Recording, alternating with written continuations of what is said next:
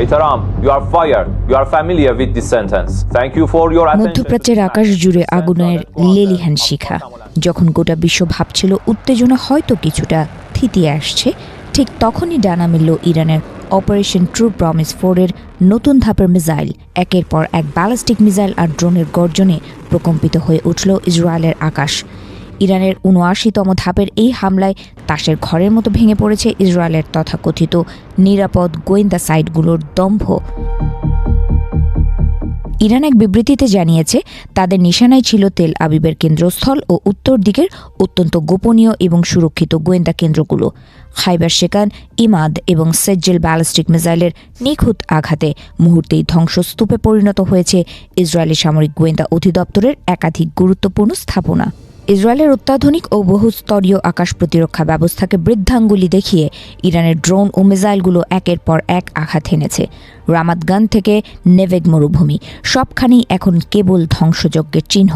এমনকি বীর আল সাবেহ প্রধান লজিস্টিক এবং কমান্ড হাবটিও মাটির সাথে মিশিয়ে দিয়েছে ইরানের অ্যারোস্পেস ফোর্স।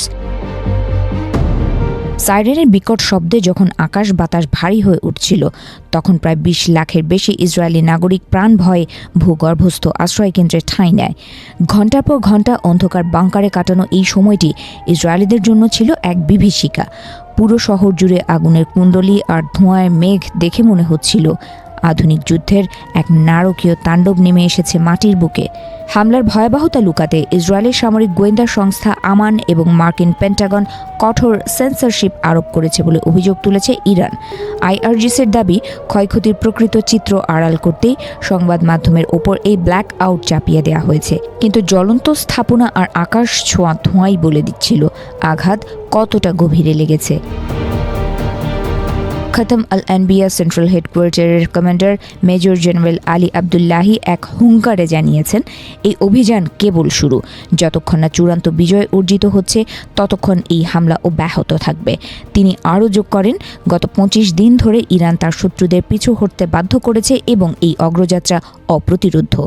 জেনারেল আবদুল্লাহি কড়া ভাষায় হুঁশিয়ারি দিয়ে বলেন, এক সময় যারা গায়ের জোরে দুর্বল দেশগুলোকে শাসন করত, সেই মার্কিন যুক্তরাষ্ট্র আজ পরাজয়ের দ্বার প্রান্তে। ওয়াশিংটন এখন মধ্যপ্রাচ্যের এই যুদ্ধে এক গভীর জলাবদ্ধতায় আটকা পড়েছে। নিজেদের রক্ষায় তারা এখন মিত্রদের কাছে ধর্ণা দিচ্ছে, কিন্তু তাদের সব উদ্দেশ্য ব্যর্থ হতে চলেছে। ইরান স্পষ্ট জানিয়ে দিয়েছে, তাদের সশস্ত্র বাহিনী দেশের নেতৃত্বের নির্দেশে জাতীয় সার্বভৌমত্ব রক্ষায় বদ্ধপরিকর। জনগণের পূর্ণ সমর্থন নিয়ে তারা এই যুদ্ধ চালিয়ে যাবে। মধ্যপ্রাচ্যের মানচিত্রে ক্ষমতার এই নতুন সমীকরণ এখন বিশ্ব রাজনীতিতে কী মোড় নেয়, সেদিকেই তাকিয়ে আছে সারা দুনিয়া।